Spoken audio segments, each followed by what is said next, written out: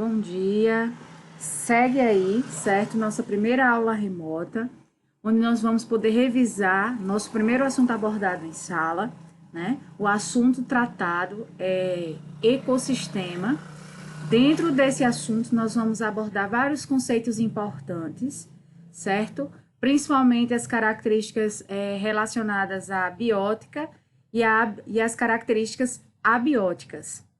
E aí, nós temos esse primeiro momento, né, um momento para a gente poder fazer uma releitura, rever esses conceitos e cumprir com as atividades as quais vão ser solicitadas após a aula. Então, bons estudos aí para vocês. Bem, pessoal, a ecologia ela é uma área, certo, de estudo que está dentro da ciência, dentro da biologia. É uma área específica, certo? Que, na verdade, tem o objetivo de estudar as interações entre os organismos, certo? E como essas interações se comportam, né, dentro do ambiente onde eles habitam. E que interações são essas? Interações por localidade, por alimento, né?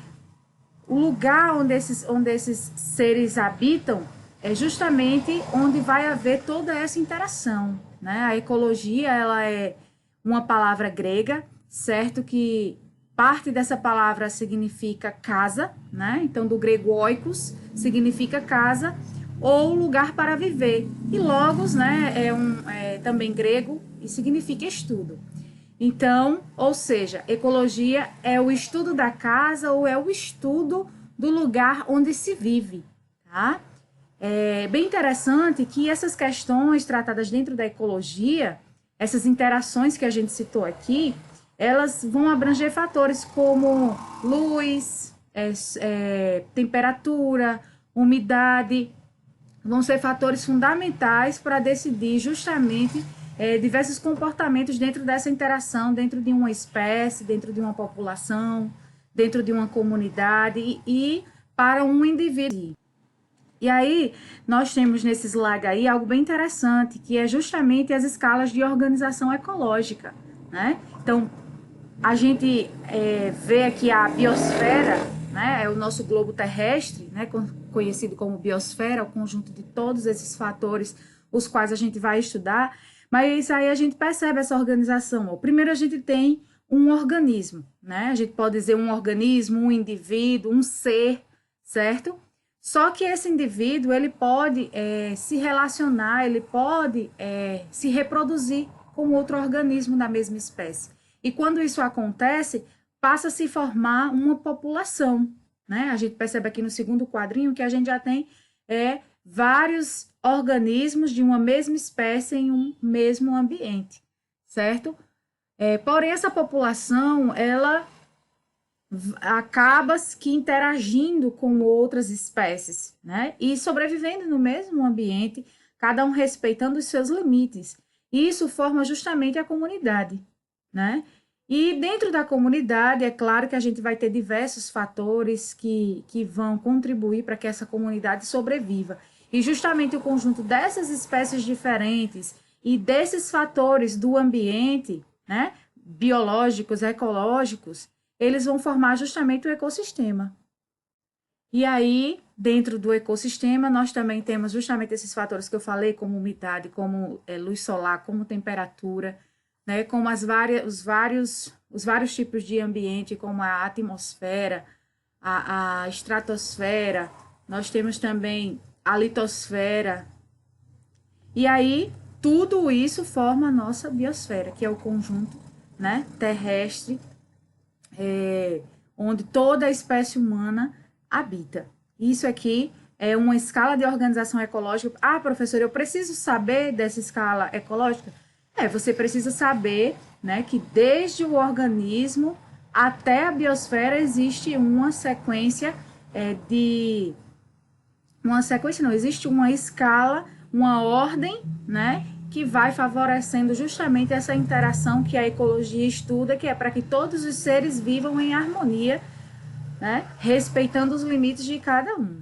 E aí a gente começa a ver aqui a individualidade, né? O organismo, o indivíduo. O que é? Corresponde a cada ser vivo membro de uma espécie. Aqui eu coloquei um cachorrinho para representar. Então, quando a gente tem apenas um indivíduo de uma determinada espécie, certo? A gente está tratando de um organismo, de um indivíduo, certo? Porém, vários indivíduos da mesma espécie, vivendo em uma mesma área, recebem o nome de uma população, certo? É bem importante a gente frisar que tem que ser da mesma espécie e eles são capazes de se reproduzir, certo? E gerar descendentes férteis. Então, aí nós temos a característica, né, o conceito de população. E aí aqui a gente vê várias populações, né? Populações de ursos, de pinguins, vários bois aqui. E também, né, a gente traz aqui as plantas. As plantas também são seres vivos, elas também formam, elas também se enquadram dentro desse mesmo conceito, tá? E aqui a gente tem uma comunidade, né? Uma comunidade com um cachorro, com um gato, com um papagaio. E a comunidade, pessoal, já é o conjunto de todos os seres vivos, ou seja, de espécies diferentes, né? Vivendo aonde? Em uma mesma área. Todos os seres vivos da foto aí conseguem sobreviver dentro da Mata Atlântica, né? Mas não esqueçam, comunidades são várias espécies diferentes vivendo, compartilhando, interagindo dentro de uma mesma área, certo? E aí a gente consegue ver várias comunidades, né? Dentro de um oceano, a gente consegue ver aqui uma comunidade com vários tipos de peixes, com corais, né? Com várias espécies diferentes. Temos aqui a Mata Atlântica, onde a gente tem diversas espécies de plantas, de animais, tem um solo riquíssimo também, tem toda uma vegetação diferenciada. Temos aqui a savana, né? Uma foto aqui da África, onde a gente vê várias espécies também convivendo entre si, e a gente consegue entender por essas imagens o conceito de comunidade, onde eu vejo diversas espécies com vários fatores do ambiente envolvidos, e todos vivem nesse ambiente, interagindo, né? Muitas vezes se confrontando por alimento, por território, mas a espécie acaba sobrevivendo dentro deste ambiente. E aí, algo bem interessante também são os conceitos de habitat e nicho, certo? Dentro desse ecossistema, certo? Pessoal, quando a gente está falando de habitat, a gente já lembra onde eu habito, né? Se eu perguntasse para vocês onde você mora, né? Então, habitat está ligado com o quê? Com o endereço, né? Com a localidade, né? Aonde aquele indivíduo sobrevive. E aí nós temos um nicho. O nicho ecológico, ele está relacionado à ação que aquela pessoa, que aquele indivíduo desenvolve naquele lugar onde ele mora. É como se fosse o trabalho que ele desenvolve, certo? Dentro de um ecossistema para gerar o quê? Interação. Perceba que nessa imagem aqui, ó, a gente tem o ecossistema, que é algo muito maior, certo? Que é onde acontecem as interações. Depois nós temos o nicho, porque é onde o indivíduo desenvolve suas ações comportamentais para sobreviver dentro desse ecossistema. E aí nós temos o habitat, que é o local onde ele come, é o lugar onde ele descansa, onde ele reproduz, né? Onde ele vive com seus familiares. E aí aqui embaixo tem um conceito, né, mais determinado. Habitat é o lugar onde uma espécie pode ser encontrada, isto é, o seu endereço. Então, dentro de quê? Dentro de um ecossistema. Aí aqui eu coloquei um exemplozinho. Uma planta pode ser habitat de um inseto. O leão pode ser encontrado nas savanas africanas, certo? Então aí a gente vê, né? O habitat é o local onde, por exemplo, a plantinha é a casa do inseto.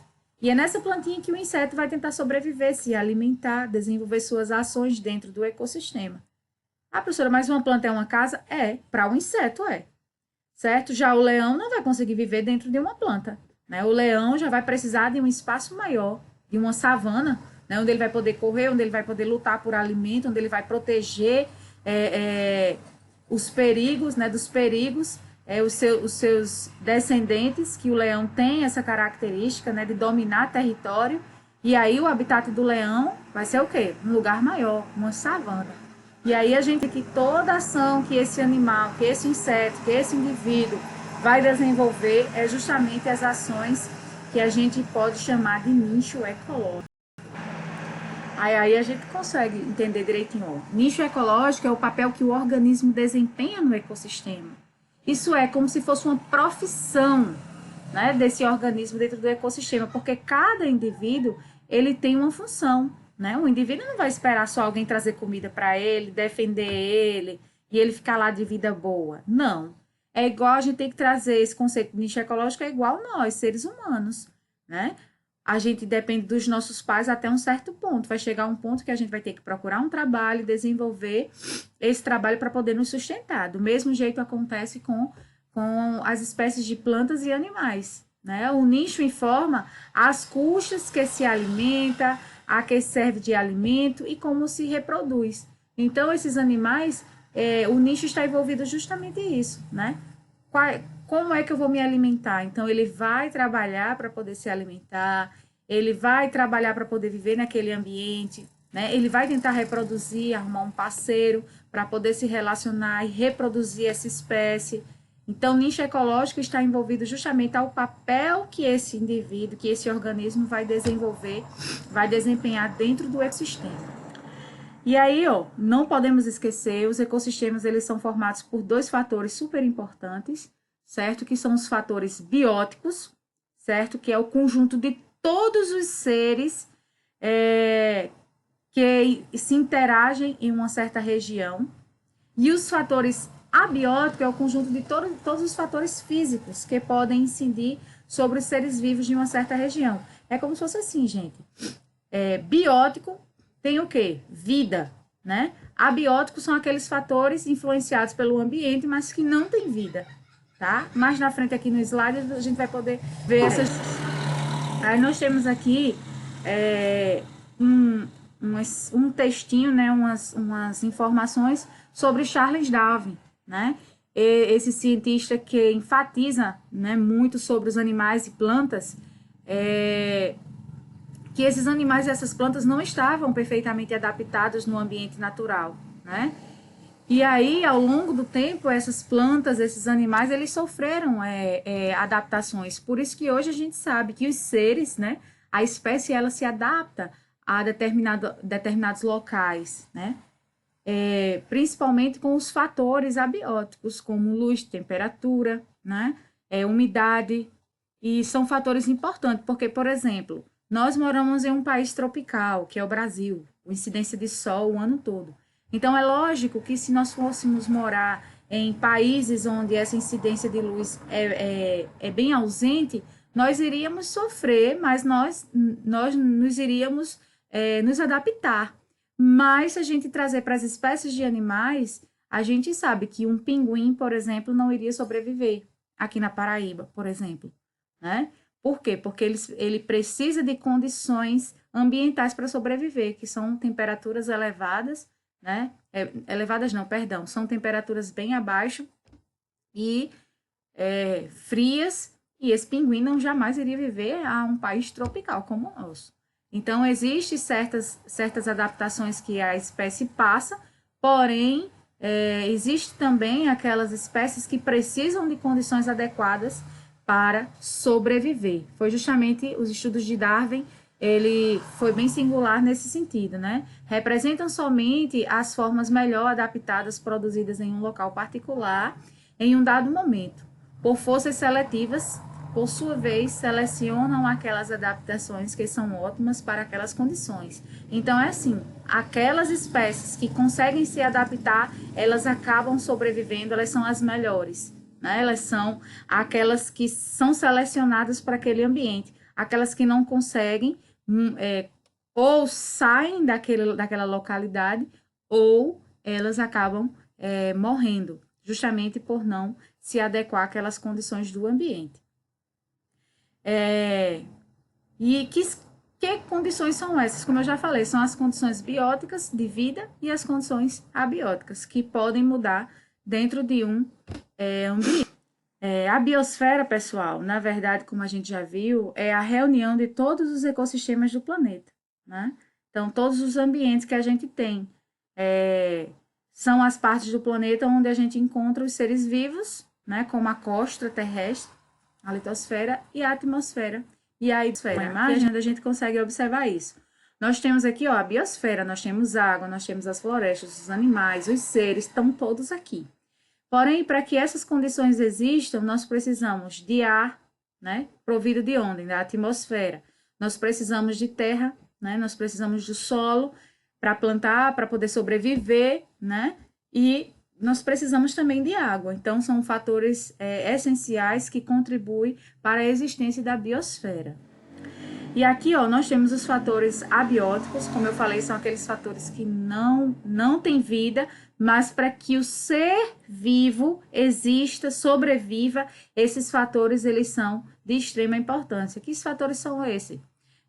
Espaço, umidade, alimento, a variação de temperatura, né, a alteração no pH, luminosidade, né, a questão da pressão atmosférica, que a gente também interfere muito, né? A salinidade, e tudo isso são fatores onde o ser vivo precisa, né, ter essas condições adequadas de sobrevivência. E todos esses fatores aí influenciam, porque, por exemplo, se está calor demais, o nosso corpo sofre consequência. Se está frio demais, a umidade baixa demais, a gente também vai sofrer consequência. Se falta alimento, nós também vamos passar por consequências, né? E todos os outros fatores aí interferem na nossa vida. Outra coisa também bem importante é que esses fatores, eles fazem com que as espécies possam o quê? Migrar, certo? Aí a gente tem 3 espécies que costumam migrar, que são os flamingos, cegonha e andorinhas. Então, são espécies que não costumam ficar em ambientes frios. Então, quando vai chegando o inverno, essas espécies elas acabam migrando para outros lugares, justamente à procura de ambientes mais quentes e ambientes onde favoreçam, né, o seu desenvolvimento, a sua reprodução dentro daquele ambiente. Outra coisa também, a questão da reprodução, né, das atividades de alguns animais também dependem, né, do ambiente também, do clima, certo? Então, ambientes mais quentes, né? Nós temos aqui o ouriço, né, a marmota e répteis, que eles precisam, né, eles hibernam, né, se ocorrer na estação fria. E nós temos também aí o crocodilo, né, que precisa da temperatura mais quente. São espécies que não conseguem, quando a temperatura baixa, eles procuram outros ambientes, justamente para se abrigar, porque senão eles não conseguem desenvolver a sua capacidade, né, de reprodução, de sobrevivência naquele ambiente, justamente por essas adaptações, por essas condições. Também nós temos justamente o que eu falei antes, né? Já em regiões frias, consequentemente, esses animais que a gente está vendo aí, eles jamais vão poder sobreviver em ambientes quentes. Nós temos. Por que eles conseguem, professora, sobreviver a baixas temperaturas? Por conta do pelo, né? Perceba que o pelo dele é mais denso, é comprido, né? Também tem grande teor de gordura, eles são animais gordinhos, então, ou seja, eles conseguem aguentar mais essas temperaturas frias, e também possui as extremidades mais curtas, né, como é o caso do focinho e de orelhas. Então, são partes do corpo, são estruturas corporais que faz parte da genética desses animais, mas que contribui para eles sobreviverem nessas regiões mais em regiões quentes. Nós também temos, né, aí o camelo, né, os dromedários, e nós temos também a onça, que são animais também que têm menos gordura, menos pelo, né, maior superfície corporal com o meio externo, e que conseguem sobreviver a altas temperaturas. Já os fatores bióticos, pessoal, como eu falei, são aqueles fatores que está envolvendo a vida dentro do ser vivo. Nós temos dois tipos de organismos bióticos. são os organismos autótrofos e os heterótrofos. E aí, é bem facilzinho da gente entender, porque os autótrofos, eles produzem seu próprio alimento. A partir de quê, professor? A partir de substâncias inorgânicas, né, que são os organismos fotossintetizantes. Já os heterótrofos, né, não são capazes de produzir seu próprio alimento, né, utilizam-se de quê? De matéria orgânica de outros organismos para realizarem as atividades necessárias de sobrevivência. Vamos lá entender. Quem são os autótrofos? As plantas, né? As plantas conseguem produzir seu próprio alimento justamente com o processo de fotossíntese. E quem são os heterótrofos? Os animais que precisam se alimentar de plantas, que precisam se alimentar de outros animais. Por exemplo, nós somos heterótrofos, porque a gente não consegue produzir nosso próprio alimento. A gente tem que plantar, tem que colher, tem que cozinhar. Né? A gente não se alimenta vamos supor, do calor do sol, né? Dos raios do sol. A gente não consegue, a gente não produz nenhuma substância de alimento em si. A gente precisa de um alimento já existente para sobreviver, certo? Então, essa é a diferença dos fatores bióticos. Os autótrofos são seres que conseguem produzir seu próprio alimento. Os heterótrofos são aqueles seres que não produzem e que precisam de um alimento já pronto. E aí a gente chega ao fim da nossa aula, certo? Recapitulando esses conceitos importantes para a gente poder, na próxima aula, entrar dentro da característica dos biomas brasileiros. Então, para a gente entender cada bioma, a gente precisa ter esses conceitos em mente, certo?